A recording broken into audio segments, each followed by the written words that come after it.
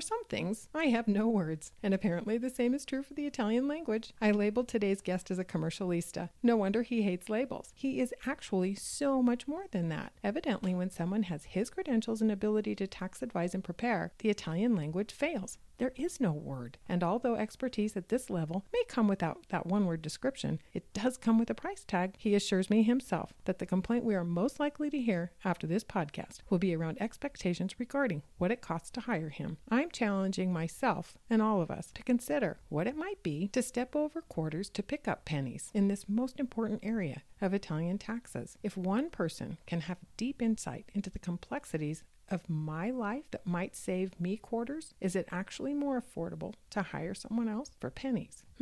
He challenges us. If you're not comfortable with his price tag, he's got a list of safe and perhaps less costly providers he trusts with our future. But what do you call another brilliant Italian taxman with a heart of gold? Welcome to episode 13 of Affordable Italy, Living La Dolce Vita on a Bootstring, from your tax-naive host, Nancy Steele. Ciao! If expatriation and immigration are on your mind, you've looked at Italy and wondered, is it possible? I did. In 2019, I was certain we could do it. In 2020, the world changed, and due to our reaction to it, our situation changed as well. I was no longer certain that Italy was within our reach. Plus, rumors about taxes and visas had me both confused and worried. Thanks to my favorite podcast, Retire There with Gil and Jean, and a bevy of generous immigrants who've gone before, as well as a personality that tends to doggedly seek to turn lemons to limoncello, my dream was rekindled. I decided to get my questions answered directly from first-person sources already experiencing affordable Italy, living La Dolce Vita on a bootstring. Join me as we explore with expats and experts if a future in Italy could be on your horizon. I'm a nervous Nellie. I always try to err on the side of caution. It's hard for me to trust, so whenever I talk to a tax, financial, or real estate professional to determine whether they'll have a role in my life, I always interview 5. Always. The only time I have not done that, things have not gone well for me. It helps me a lot to hear differing opinions and to find the person that best fits my personality. I strongly recommend that anyone interested in moving to or paying taxes in Italy follow suit. You don't have to talk to 5, but by listening to tax experts on this or other podcasts or watching their social media educational offerings, you can get a better picture of who might be your tax expert. Today, we're meeting a tax expert here, and one that I'm certain you're already aware of. Welcome to Affordable Italy, Paolo Rigo. Thank you for having me. Yeah. Here are a few tidbits about Paolo. Paolo was born in Verona. He received his BFA from, and I'm going to murder this, Università degli Studi di Verona in Economies and Marketing. Yeah, you did great. Italian is a challenge. A degree program that normally requires 5 years to complete. Paolo wasn't messing around. He completed it in 3.5. He's currently a member of the European Institute for Advanced Study on Management. He's certified by the Chamber of Commerce of Verona and is an international tax expert working for a judge at the civil court. He serves on boards both profit and nonprofit, including chambers of commerce, embassies, and consulates all over the world. In 2007, he developed Studio Rigo to fulfill a mission to teach people how to live their dreams while balancing money and happiness. He determined the most important assets he could offer would be the people he worked with and the reputation they would develop. I had the opportunity to learn a little bit about how that has been working out from Paolo's media manager, Simon, who frequently pops up on our Facebook group. Simon said, everyone feels really lucky to work with Paolo, not for him, as he's always saying. Simon says he's apparently demanding, but because Paolo wants the team to feel that what they do can really impact people's lives in a deep way. Studio Rigo operates on the premise that democratizing tax education is something that works for everyone, regardless of where you live or how many zeros are in your bank account. Otherwise, tax education and financial teachings only work for the privileged few. Oh, so agree with that. Everything about that statement resonates completely with the intended mission of the Affordable Italy podcast and Facebook group. But, as listeners already know, if I haven't actually used a service or a professional, I can't and won't make a personal recommendation. So I'm interviewing Paolo, just as many of you will be. But I have to say, it's only common sense to like a guy whose mission is to share. I usually like to give you some personal details about whomever is on the other end of the mic, but Paolo's legal team was pretty tight. I got a few bits for you, though. He still lives and works in Verona with his wife and daughter. He's a sports guy who apparently has been a pretty good soccer player. He strongly believes in taking care of his body and his mind. He reads at least one book every 2 weeks, which of itself is impressive, but he's got one very suspicious quirk. Paolo is an Italian who does not drink wine. I know my audience, though, and they're going to completely forgive you when they find out that you love cats. Wow, how do you know so many things about me? Oh, I think I have to fire someone before Christmas time. I love it. Or take up drinking wine. I mean, these are your choices. Yeah, and I confirm I'm still, very far from start drinking. So it's true. I don't drink. That's all right. It's just very unusual for an Italian, I think. I have to thank you for this amazing introduction and thank you for making me feel more human to the eyes of the listeners. Absolutely. Yes, you have the knowledge and the credentials, etc., but we need to connect with the person that has so much impact on an important topic in our life, money. Yeah, and I don't know if that counts for all the people that are tuning in or listening to this podcast, but just to give you a sneak peek of what's happening, we had a brief discussion before, putting everything into practice. And we were talking about how taxes can make feel people uncomfortable and feel the tension and feel the risk of making a mistake. Oh, yes. I'm wondering how come? You're asking me? I think because we trade our lives for money. We only have X number of hours on this earth. We trade our hours for money. And as we do so, if we make mistakes with our money, we made mistakes with the precious time that we have here. And taxes are an area that make me feel like I have no control, very little understanding, and I'm vulnerable. So my chances for trading my life for money that's not not in a meaningful spending way, that scares me. Okay, so what's the best pieces of information I can share with you so I can help people stay away from, bad places about taxes? I think the best thing we can do is hit those areas that people are having some anxiety about today.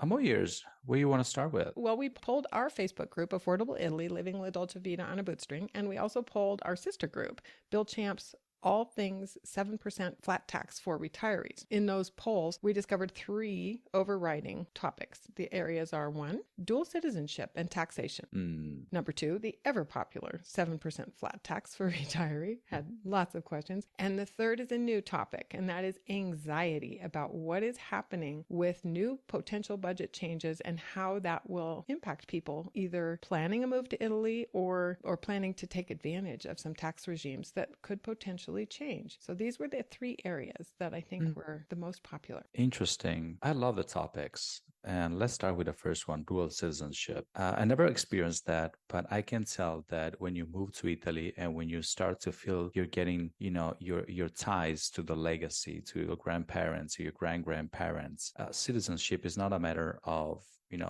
paperwork to file. It's not a matter of taxes. It's a matter of feelings.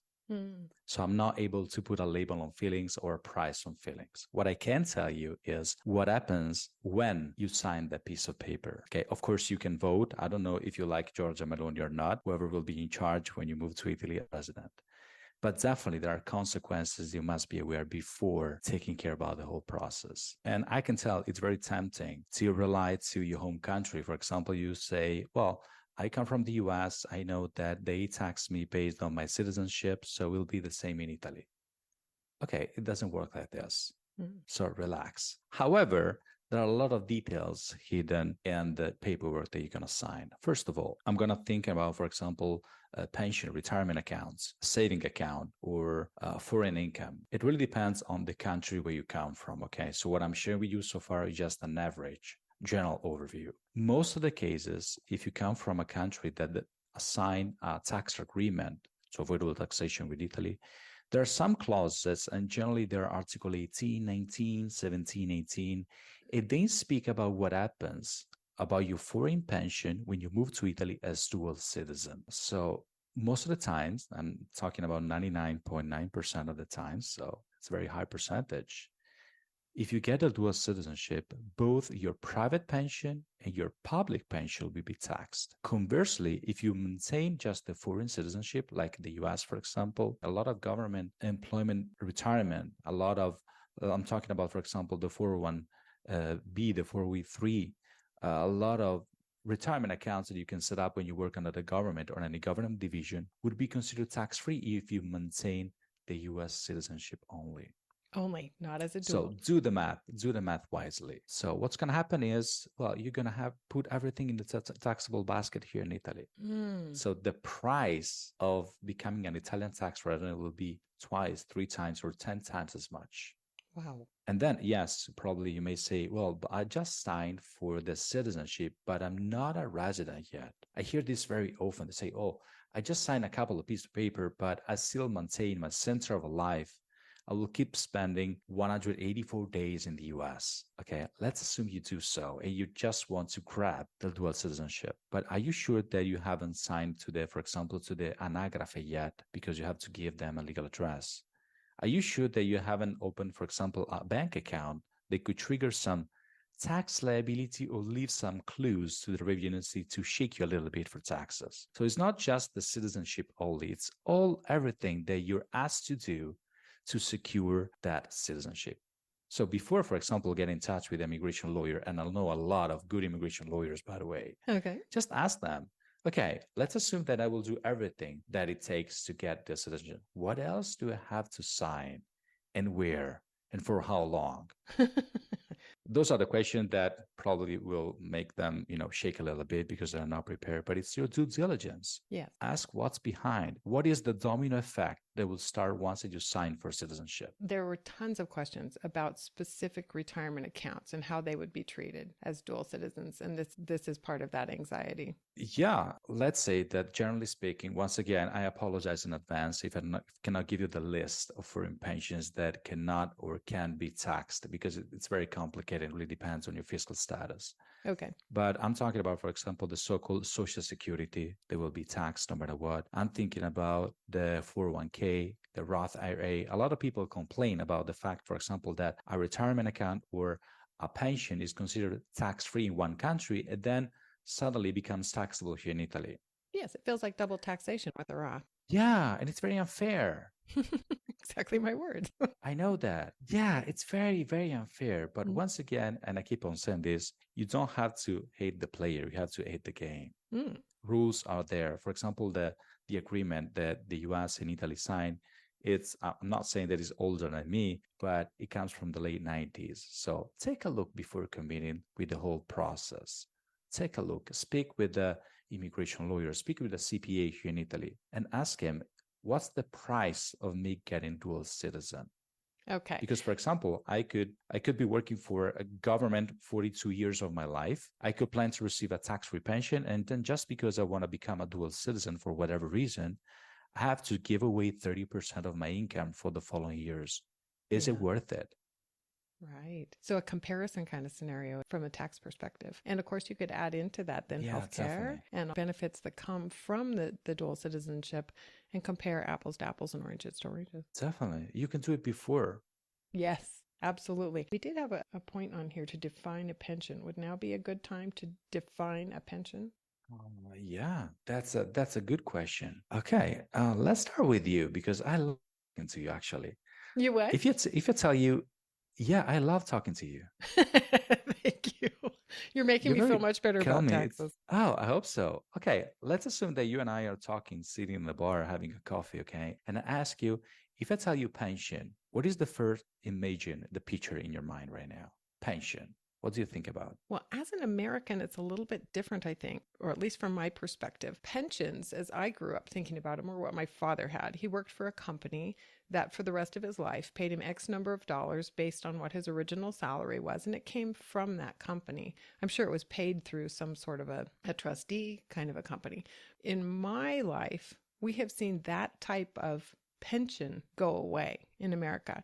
So for me, what I rarely see, but do see sometimes, are people who are lucky enough to have been government employees for the US, and they may have received a pension straight from the government for those years of service. To me, Social Security has never been a quote unquote pension. It might be by definition in terms of tax purposes. I don't know. It's just not the way I think of it as a layperson. I think of Social Security as something a tax that I paid into, and therefore then am on a scale of reimbursement after I hit a certain age and pull that. Am I anywhere near close?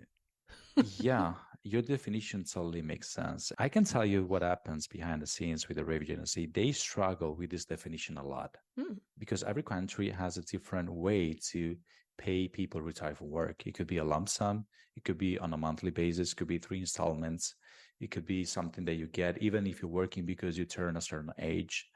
So how can you put a label on a foreign pension if you don't know the jurisdiction? And remember that the law that came in the favor of people retiring from work and moving in the southern regions is just for people coming from abroad. Yes. And guess what? They are very picky about giving you, the requirements, the definition. But this time they came out with a very credible invention. They said, we are fine with any kind of pension, any kind. It could be a lump sum. It could be a one-off. It could be a monthly basis. It could be yearly basis. And it's kind of funny because if you take a look on Facebook groups, for example, they keep asking, is my 401k enough to qualify? Is the Social Security enough to qualify? And we keep on saying, take a look, pension of any kind. How does that sound? Is this definition more utilized towards residency visas, like the elective residence visa, where you can't work and you have to have a pension? Or is that applied more to something like the 7% flat tax, where you must have a pension? Or is it both? Because I will tell you that there are some consulates in the US that are saying they will not allow you to do withdrawals from your 401k as qualifying passive income. Yeah, you're going to hate me right now. A lot of people will hate me for what I'm sharing. Yeah, they will. I can feel that. I don't think it's possible. It counts just for the 7%. Okay. So not for the elective residence visa. That is a really great clarification in defining that, Paolo. Thank you. So for the purposes of elective residence visa, your 401k is truly not defined as pension. But for the terms of the 7% flat tax, for instance, if a person hasn't pulled Social Security or something like that yet, if they do have a 401k, that would count. Yeah. That's nice to know. Since we're on the topic of the 7% flat tax, this is always a huge area of interest for people. Talk to us a little bit about how dual status might impact your ability to access special tax regimes like the 7% flat tax, and maybe overall the benefits, pros, cons, and requirements of the 7% flat tax. Wow, it's a 3 questions mixed in one. Yes. I love that. I love that. Okay. Honestly, it doesn't matter if you become or not dual citizen. What really matters, believe me or not, is where you come from.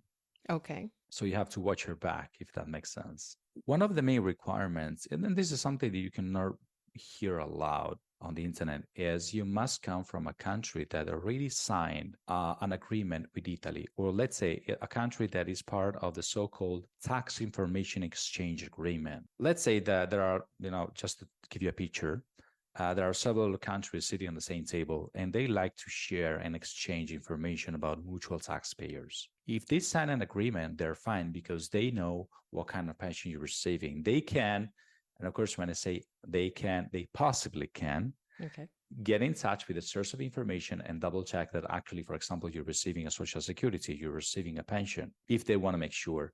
But more likely, the process of receiving this information is much more expensive than the result itself. But let's say, the first requirement, you must come from a country that signed the agreement with the common reporting standard. Okay. So I'm not talking about citizenship, for example. It doesn't matter.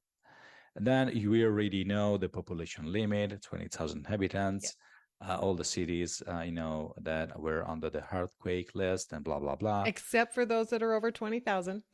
Except for the 6 that are listed over 20,000, yes. A very, silly question that I hear over and over, but it's not that silly if you think about it, is, okay, you said 20,000. Where can I take this number from? Where to find the population? Yeah, where can I find it? And most of all, in which date? The current date, the date that I arrived, the date that I signed to the anagrafe, the date that I was born? It's very easy. It's the January 1st of the previous year. Okay. And what I suggest, I know, once again, it sounds silly, but when you go into the practice, you realize that sometimes you can get the best information from a different source. I always suggest speak directly with the comune, with the city hall, with the questura. Ask someone to give you that data. Instead of you looking around and surfing around, ask them to give you the data. So if for any complaint from the revenue agency, you can say, you know what? I had to rely to X, Y, and Z. They give me this number. So in writing, to Yeah, receive the actual population from the January 1st prior to the year that you moved, get it in writing from the commune that this is what their population was if it was under 20,000. yeah. Otherwise, how can you confirm that in case of audit? During this shopping process, many of us are using iStat, the Italian website for statistics, just to see if they're close. But we Okay. also always recommend that people talk to the commune, because what if you didn't know if that particular town that's under 20,000 actually belonged under the municipal umbrella of another town? So it was actually a frazione, I think, a frazione. Correct. Yeah, yeah. Is that correct? And I have a hard time finding this. Sometimes, believe it or not, Wikipedia might mention it where I can't find it somewhere else. And you wouldn't want to buy your home and establish yourself in that, what you think is a 7% qualifying town, and then only to find out that it's actually not, because it's part of a larger municipal agreement. So I think going to the commune has a lot of benefit. Yeah. And by the way, it's free of charge. Oh, nice. Save some money, people. Remember that. Yeah, we'll take all that we can get.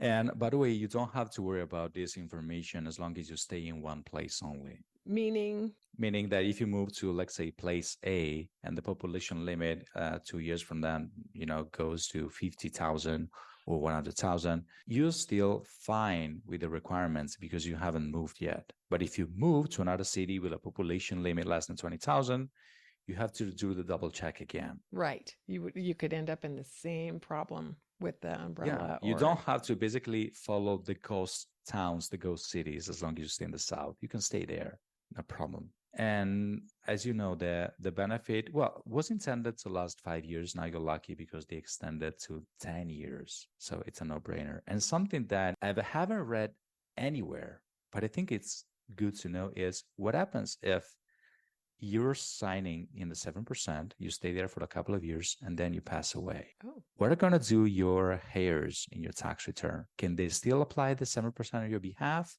or are you going to pay the full rate? Oh, that's really interesting.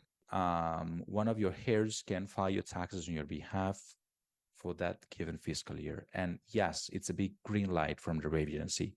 They can still file your taxes even though you're not there anymore. Okay. With them using the 7%. So even though you pass away, you don't lose the benefit. Okay, that's nice. Your family doesn't. Yeah, but for a simple reason, and once again, I know that it sounds very, clever about this, but people retiring in the South are not that younger anymore. No. So you have to think about it, right? Yes. Yeah, absolutely. And it's not a part of planning that we generally like to pursue, but it is important. Yeah, I know. But you have to always think about the plan B. And the pros, well, we already know that is a 7%. And sounds like a bargain. I know that. Because you hear people say, oh, don't move to Italy, 43%, 50%, 70% tax rate. It frustrates me terribly, though, that people don't apply the progressive tax scale. Yeah. Once again, as a recap, we have the progressive rates divided into brackets. You pay a certain percentage up to, let's say, 15,000. Then another percent, and so on.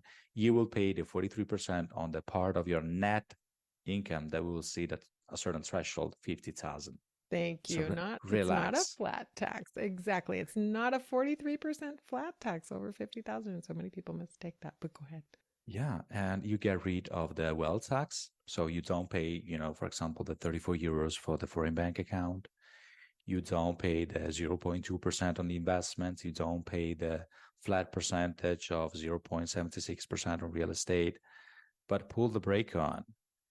You will pay the 7% on every foreign source of income. I'm going to repeat it again, not just on your pension only, on every source of income. Could you define that in terms of 401ks or other savings that are there? Is it when you withdraw that it becomes income, or is it simply that it's there?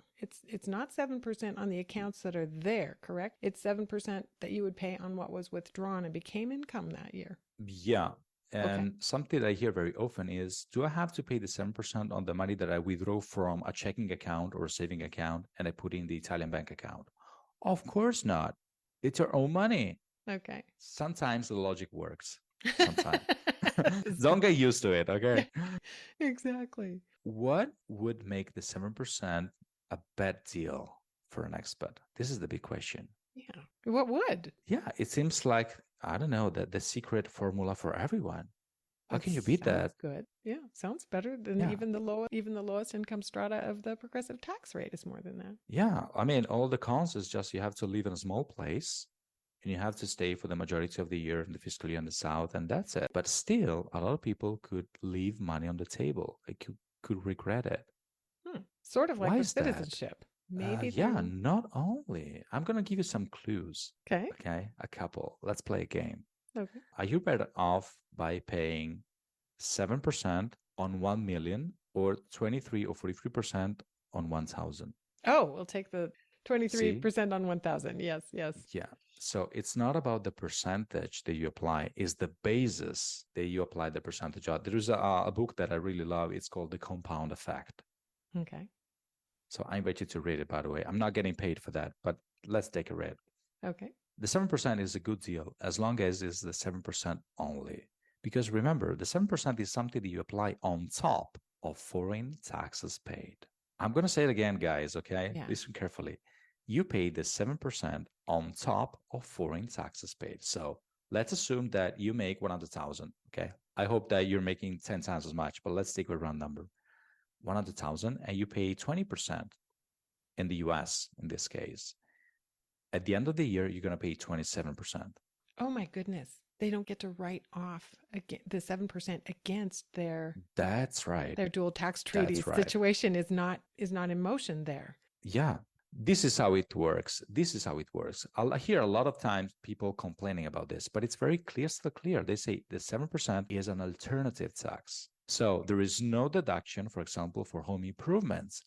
I hear a lot of time people say, "Oh, I'm interested in this eco bonus.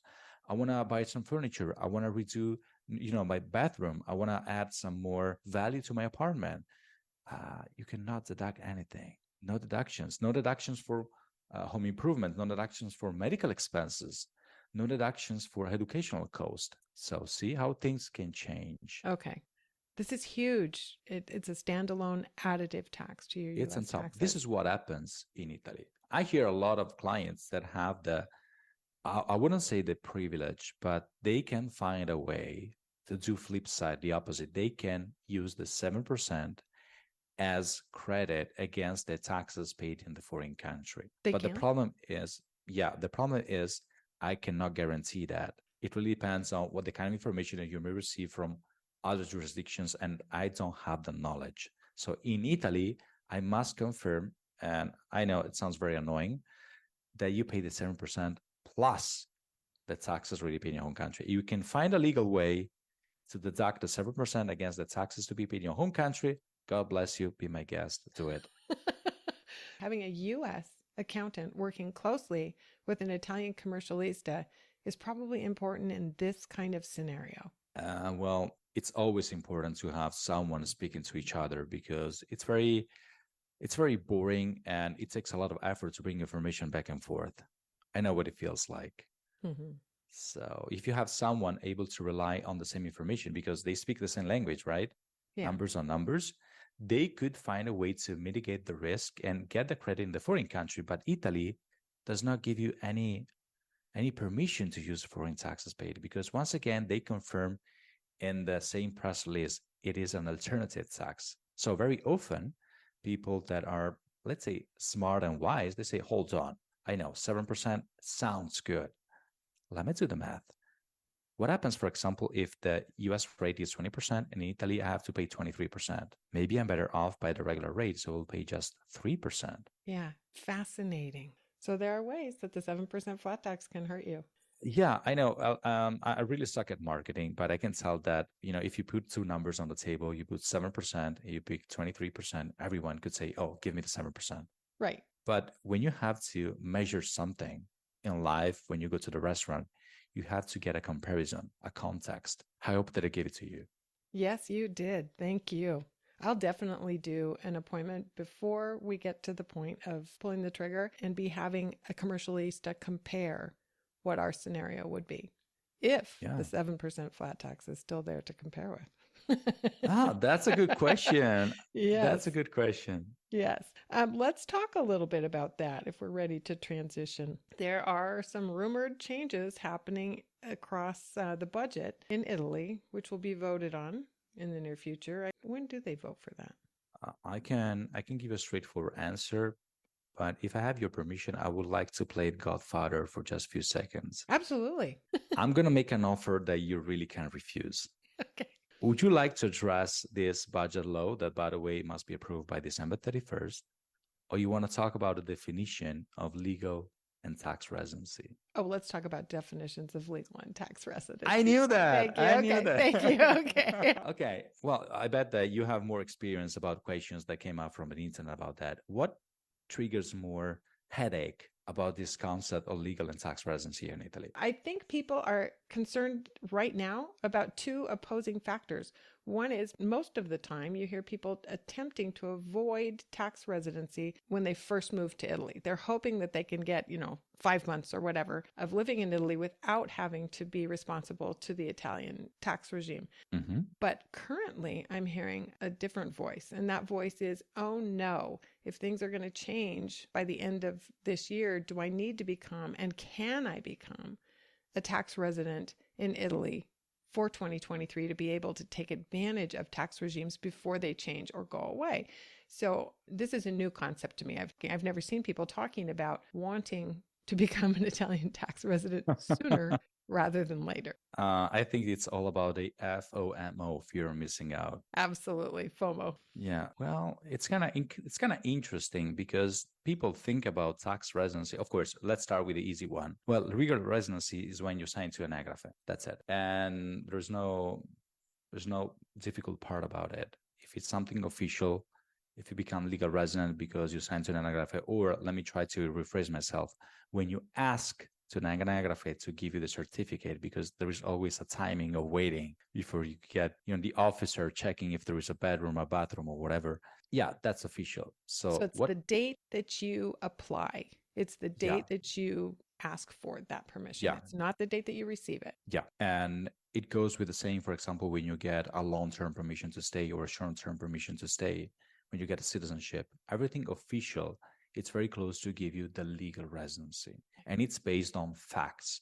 It's based on signatures. What about the tax residency? Well, we're very lucky because we have two articles. And by the way, everything that I'm sharing with you so far, guys, is based on regulations, not just my guts or personal opinion. Sure. Okay? Yes.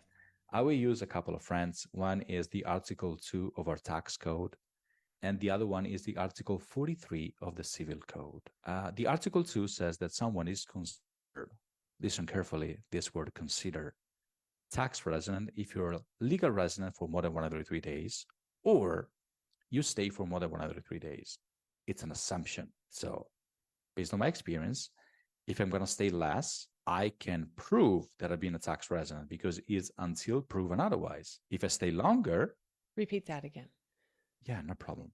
And you have to forgive me. I'm really bad at English. I may use No, you're wonderful at English. So I just need a second to absorb that. Okay, no problem. I will say it again. They say that you're considered a tax resident if you stay longer than 103 days or your name is listed to the anagrafe registry for more than 6 months. It's automatically that you're considered a tax resident. So following this logic, if you're not a tax resident, but you fit the requirements, you have to prove that you were not. You have to. It's your due diligence. So let's flip side, okay? Flip side. If I stay less, I have to prove that I've been a tax resident. Oh. Do you understand what I'm saying? Yes. The burden of proof is on you, but at least there's opportunity either way. Yeah, always. Okay. You have to thank the civil law, not the common law. So complex. Yeah, I know. If it were easier, probably I would be unemployed, right? This is so true. You'd be playing soccer. Yeah, that's right. I'm not that young anymore, but yeah, I can do something. Let's take a look about how you can become a tax resident based on your behavior. Okay. Since that is something that is not signature based, you can become tax resident. How? Proving that the domicile, and I'm talking about Article 43 of the Civil Code, was being in Italy for the majority of the year. There is a very small definition of domicile. Domicile basically is the center of your life, center of your interest, center of your whole ties. Okay. It's something like prove me that you cut off sugar in your life. And then you can say, yes, I got rid of, candies. I got donuts. Are you sure that there is no sugar, for example, in the bread? There is no sugar in the milk. There is still a tiny percentage of sugar. Same for chances for you to become a tax resident, regardless the legal residency. It's all about the card that you have in your hand. I know it sounds now like I'm give you a loophole and give you something you can dream about, but actually, it's something that your country of origin, more likely, and Italy predicted years and years ago. I wasn't born yet. Let's take a look about the international agreement between, let's pick US and Italy, Article 4.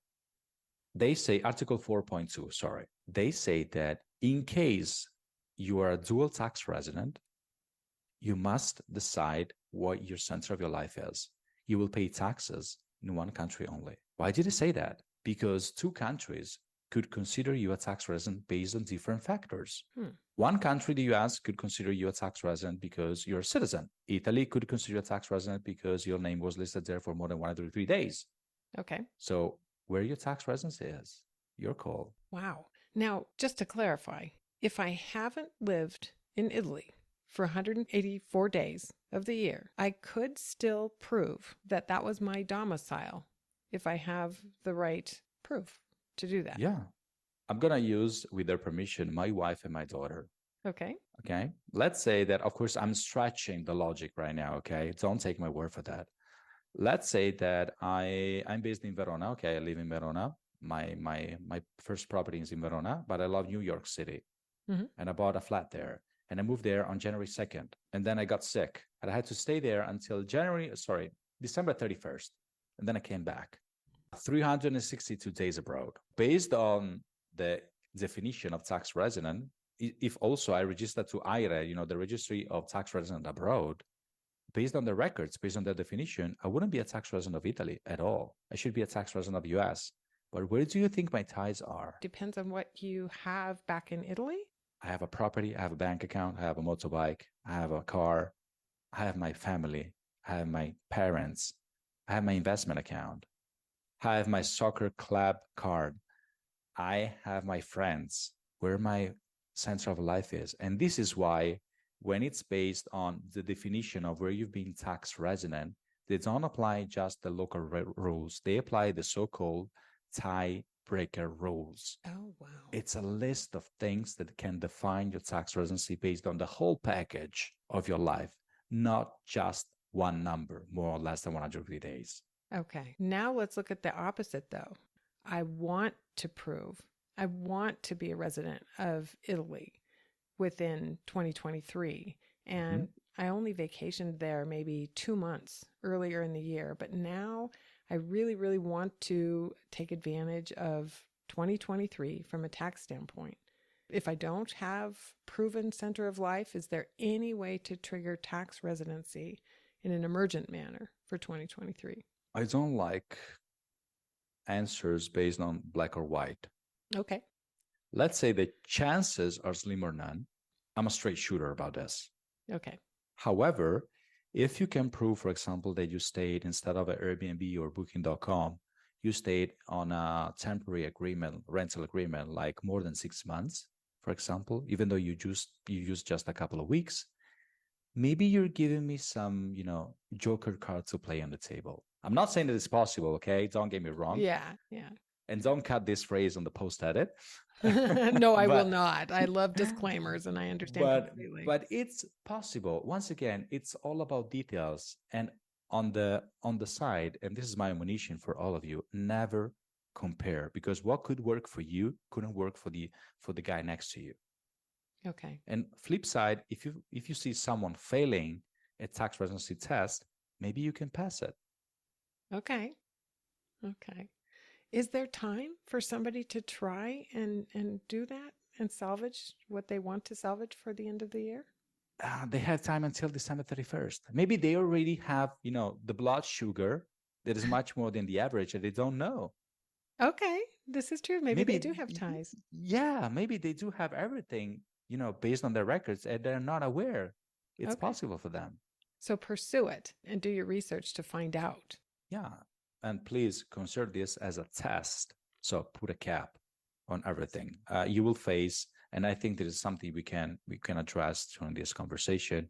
They will face plenty of professionals claiming, "Oh, you can become tax resident no matter what. It's a last chance to move forward. And if you give me, let's say, 5,000, I give you the guarantee that you can become a tax resident and apply for the 7% no matter what." Stay away from those options. Okay. You don't need that. Just do your due diligence, get in touch with, I don't know, a tax firm, an immigration lawyer, and just run a test. Be open to whatever comes. Either way, either for the positive or for the negative. But it's already up to you. Yeah. But remembering that maybe grabbing an alternative tax regime might not even always be in your best interest. So it is important to kind of get that whole look, that total look at your finances and taxes before you were to decide to make something so drastic happen at the end of the year. Yeah.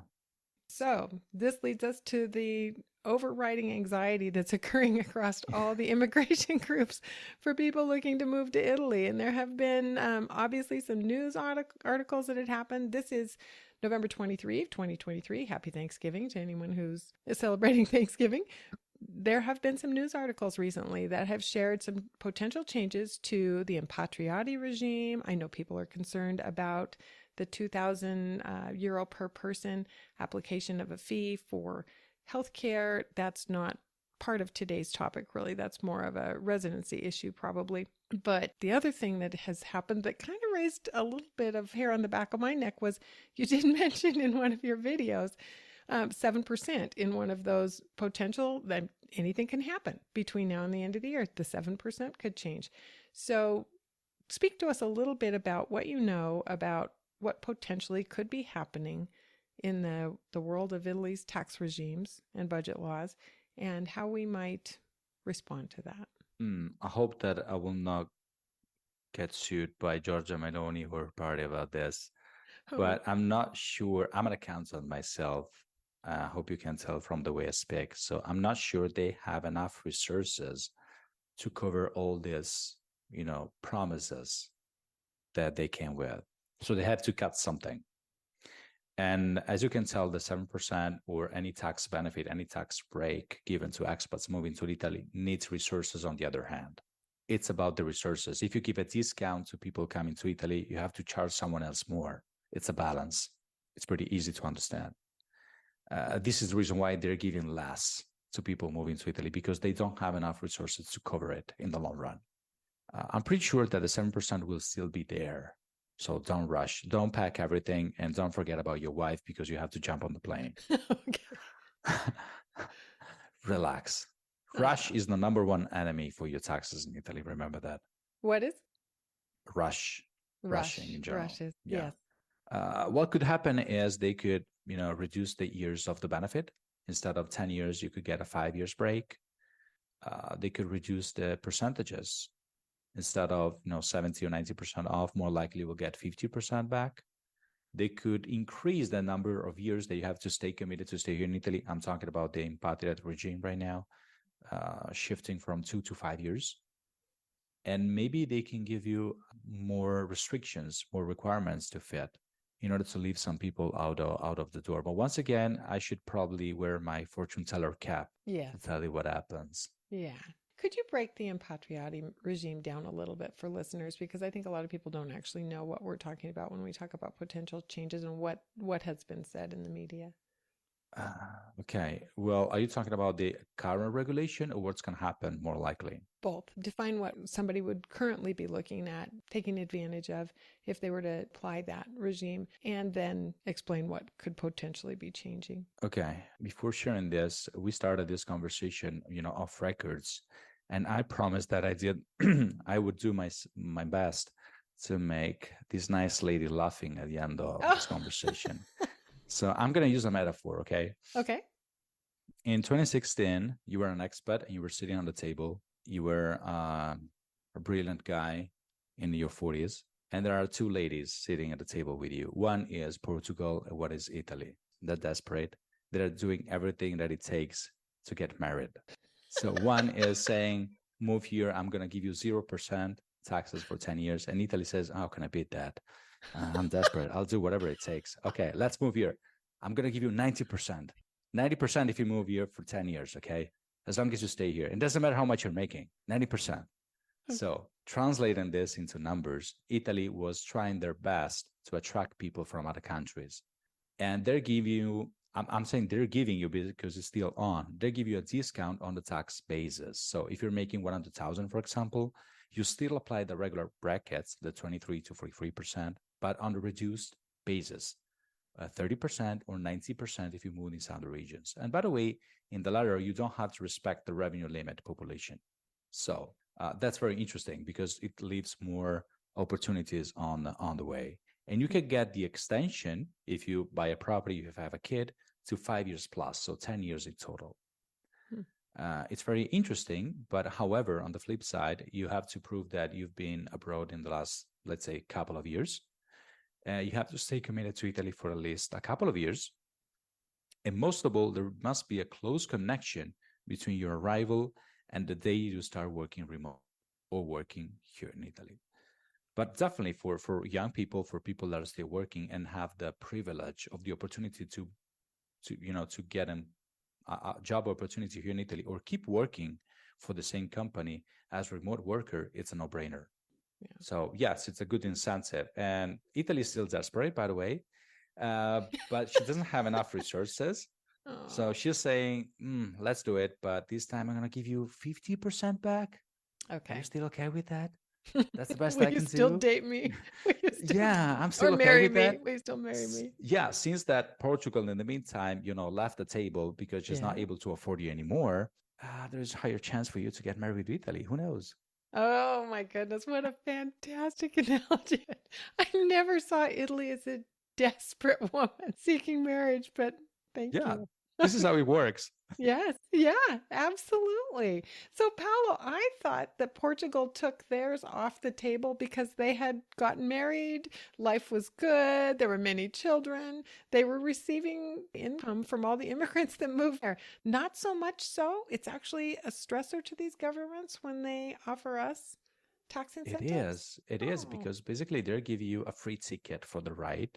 Okay. But I don't know if you know how it works when you go with the opportunities to have a meal in fancy restaurant. They give you, you can have everything you want. You just pay 19.99. Mm-hmm. And you'll see people, trying to eat as much as they want, like men versus food. You know what I mean? Because they say, I already paid for that. I'm going to get as much as I can. Yes. I don't care if I'm going to die on the table. Okay. I'm going to eat as much as I can. So or if it's even good. Yeah. Who cares? Yeah. Because it's free to your eyes. Yeah. And this is why they have to stop it, because otherwise people keep moving and they keep starting the business. They squeeze the lemon and then they leave. Oh, okay. How does it feel like to feel used?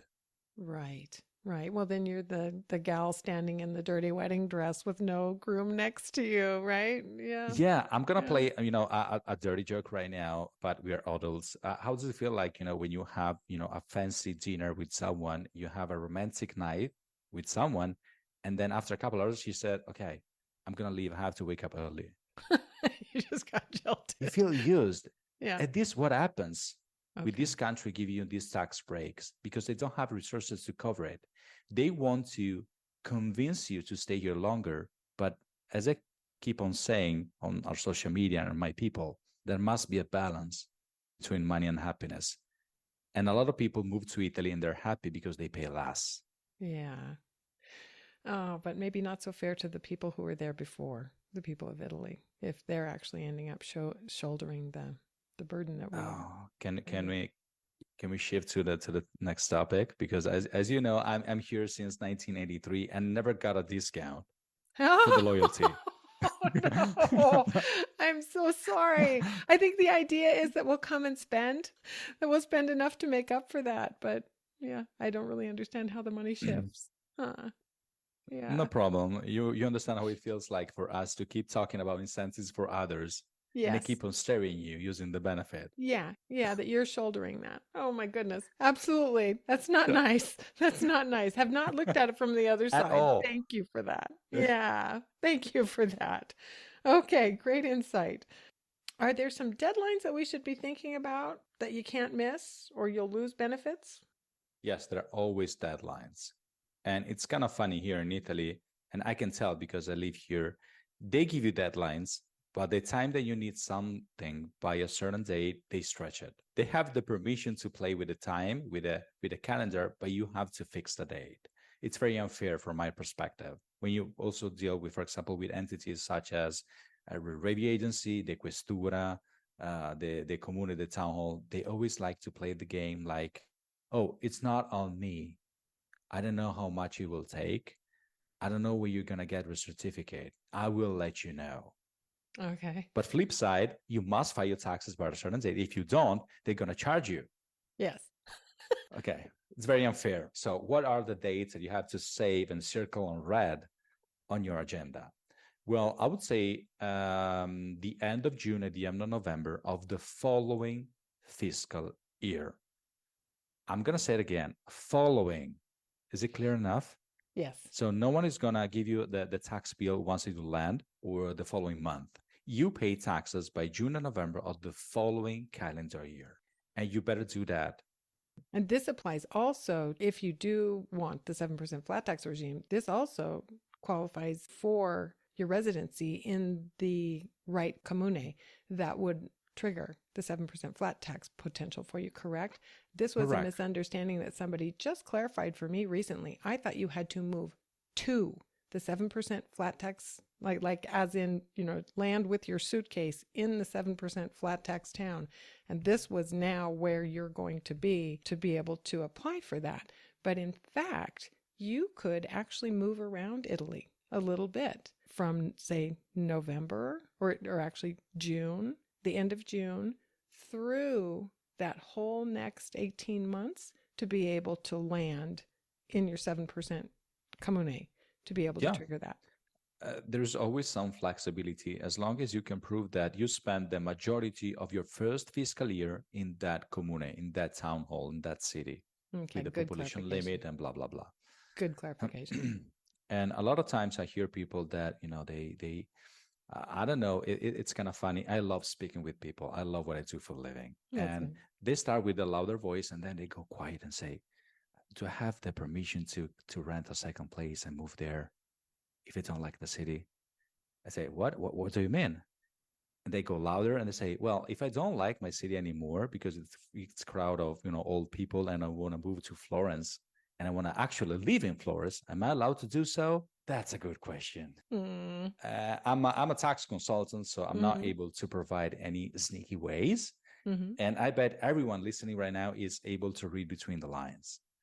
As long as you maintain the legal residency and the tax residency, it's up to you to use your life as you want. I think when Italy was dating, I think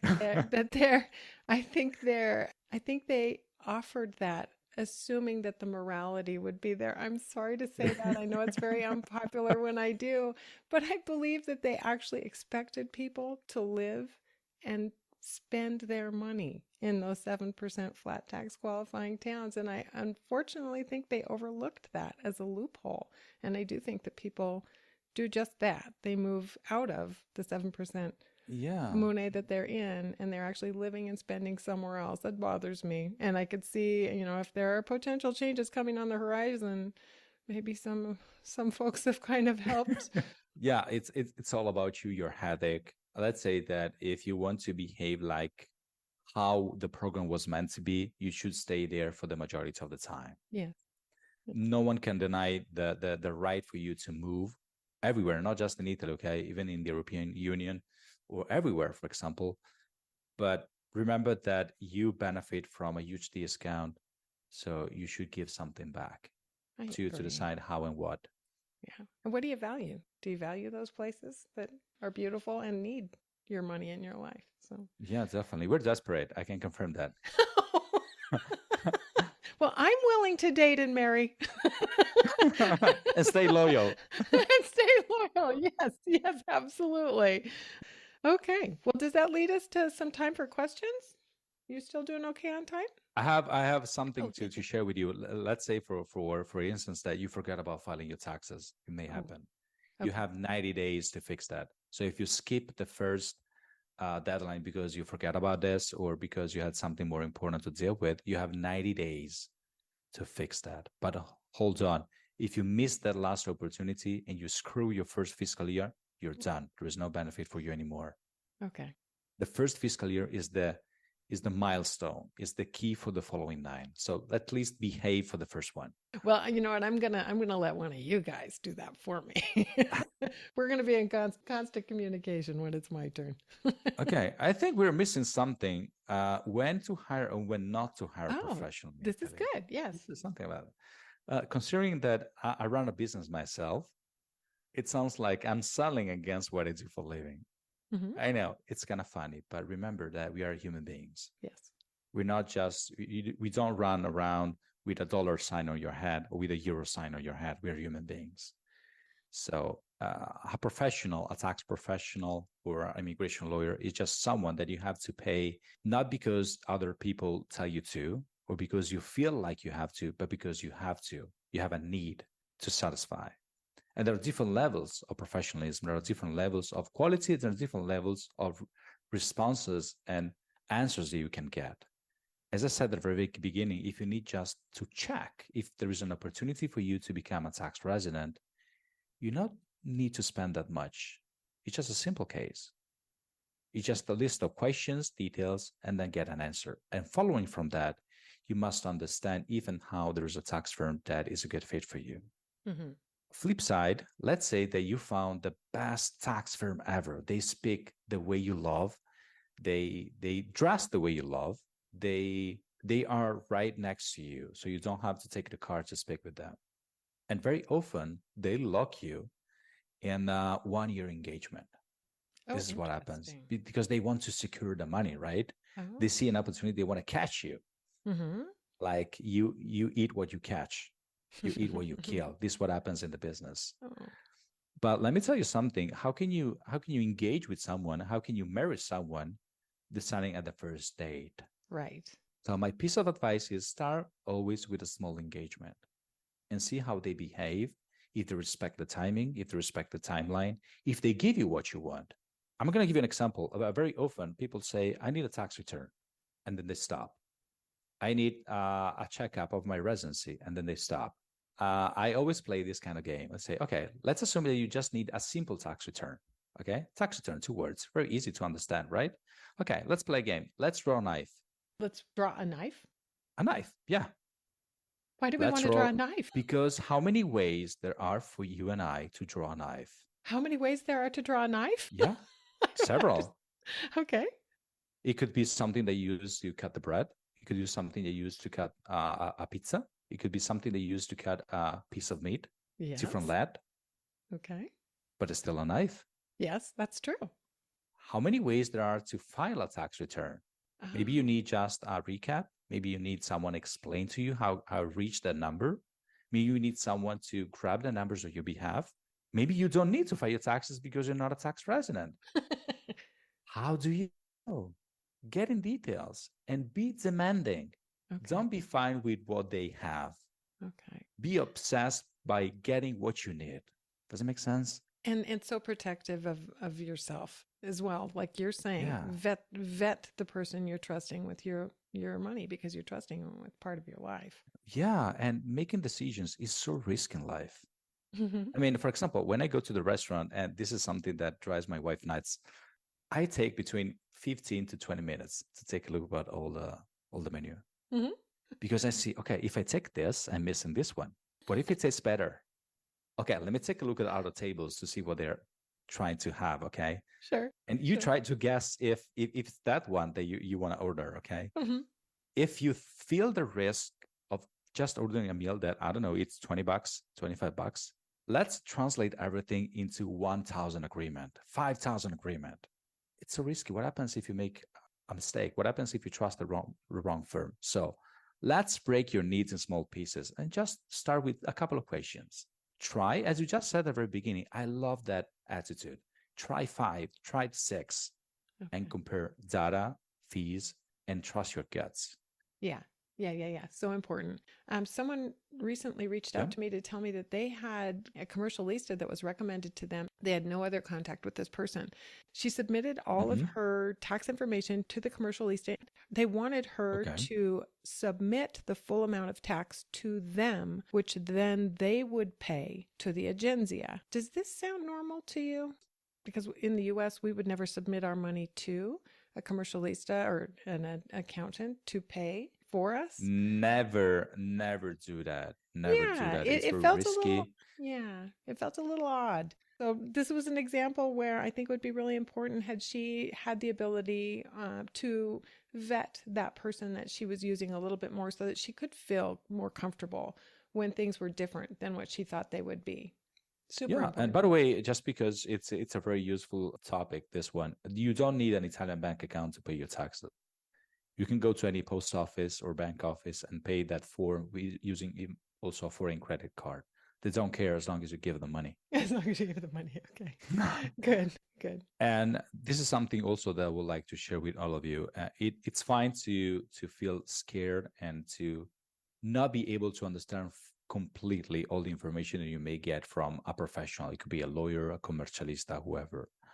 But it's your due diligence to stop when there is something weird happening Yes. that doesn't make sense. For example, if you take a look about the draft before submitting a contract or a tax return and you read something that, you know, it doesn't match with your expertise, it doesn't match with the logic, never sign it. Pull the brake on and ask for more details. It's your duty, it's your right. Absolutely. Protect your money, protect your life. Always.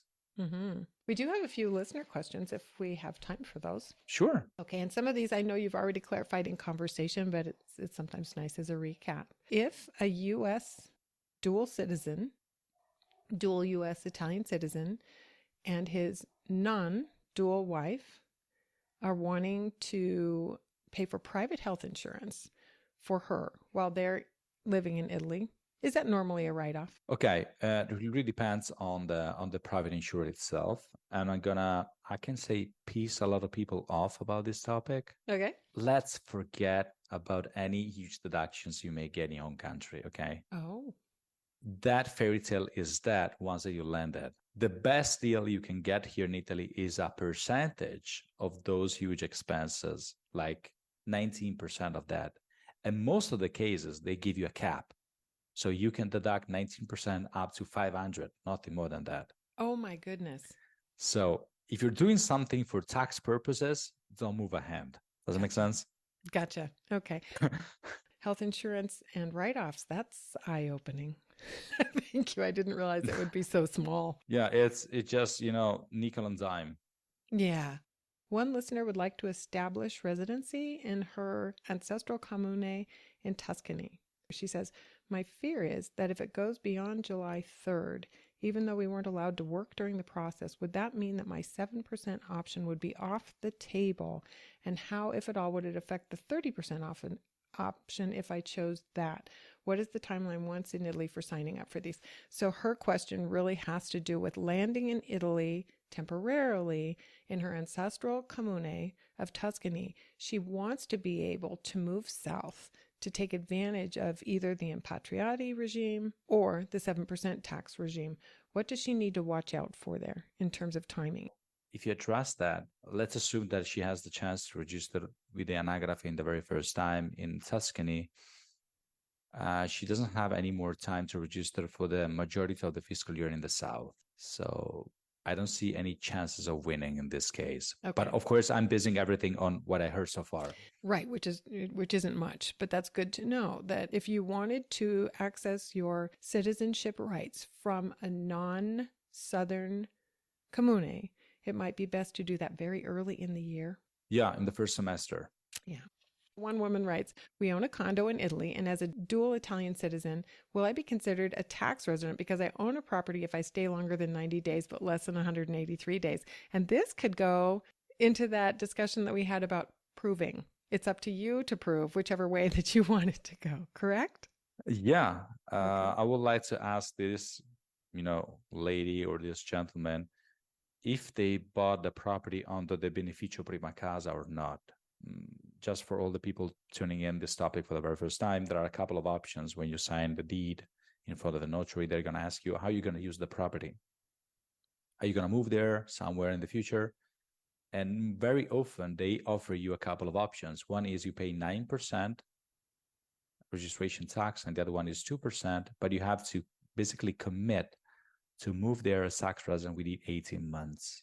But people usually just stop when they see 2%. They don't care what's left. They say, oh, 2%, I'm going to take it. But if you do so, you're going to give, a free ticket to the revenue agency to shake you 1 year from now because you made a promise here. It's a self-statement. You're going to move there. So how much you paid, 2 or 9? Let's take a look. Yeah, overall, because you just triggered some other things as well. Yeah. Oh, so tricky. Here's an interesting one. This is the second time this has come up in our group. Will our son's Social Security income be taxed? He's 19, disabled, and we are his legal guardians. He cannot work, and his only income is Social Security of about 18,000 in euros, depending on the exchange rate. I got it.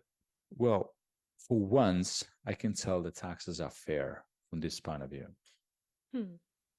Let's forget about regulations. Let's forget about tax rates.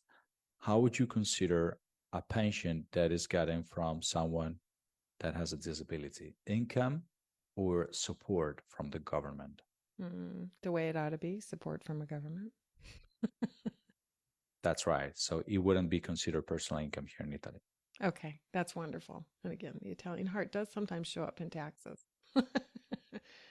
Our co-founder asks, what income taxes do you incur buying Italian property with U.S. funds, in particular cashing out retirement funds, creating a U.S. taxable event? This may be more for the U.S. side. I guess so. If you cash out something, generally speaking, here in Italy, you pay the personal income tax. If you're talking about, for example, cashing out something from an IRA or Roth IRA, it's considered personal income. It's not considered a capital gain. Okay. But for the U.S. side, I don't have the knowledge. Sure. Is there anything else that you and I didn't cover? Because taxes are so far over my head and I'm not a money person, I feel like I'm always 10 steps behind you guys. And I can't, it takes me so long to assimilate and process it. I'm always so slow at that. But do you feel like we answered their questions, and especially their urgency for the end of the year? Yeah, I think we addressed everything. And please remember that when we're talking about taxes, it's okay to get a bad feeling at the first look, because taxes are very annoying, are all about details. But I'm thinking about all the people retiring from work and, willing to spend let's say the last chapter of their life in Italy. How much effort and time did it take you to put that money aside? Yeah. Remember that. So when you feel like, oh, I want to get done with my taxes right away, remember that there's years and years of sacrifice behind you that deserve you to pay attention to details. Yep. Don't mess everything because you want to rush, or because you're lazy, or because you think you already have the answer because you did your taxes yourself in your home country. It's okay to admit that you need some help, and it could be, for example, listening to this podcast, but at least invest some time to get an overview, at least. Yeah. Absolutely. And there's so much more to Italian taxes. I would never feel comfortable doing it on my own. So thank you for letting me interview you today to see if you're my tax expert. It's been my pleasure. And by the way, I would like to give a shout out to Nicola Bolla. He's a brilliant guy. I never had the privilege to meet him in person or to work with him, but I know for sure that it does great things for expats. So if you need someone, get in touch with him. So far, it's tough because I like both of you that I've interviewed. But really, really good information. And I love your heart for sharing. Thank you. Awesome. Thank you. Thank you for having me. Yeah. Anything else we want to add? Well, it really depends where you're going to put this podcast on social media. But if it's later in this year, happy Christmas, everyone. Thank you. We'll get it out there before that for sure. I'm going to link your Studio Rigo information so people can get a hold of you. People interested in this sort of advice before the end of the year and urgently, probably in the next couple of weeks. What would be the best way for them to contact you then? Just through the email? email, social media, whatever works for them. All right. Well, thank you so much for sharing today. Thank you once again. It's been my pleasure. Have a great night. You too. If you enjoyed today's episode, please like us and subscribe for more. We will continue to explore regions, towns, taxes, and tips here and on Facebook at Affordable Italy, Living La Dolce Vita on a Bootstring, at Instagram under the same name, and eventually ItalyIsAffordable.com. If you know anyone who is living in Italy who'd like to converse with me, I'd love to meet them via my email, ItalyIsAffordable@gmail.com. And now for that much anticipated limoncello. Chin chin!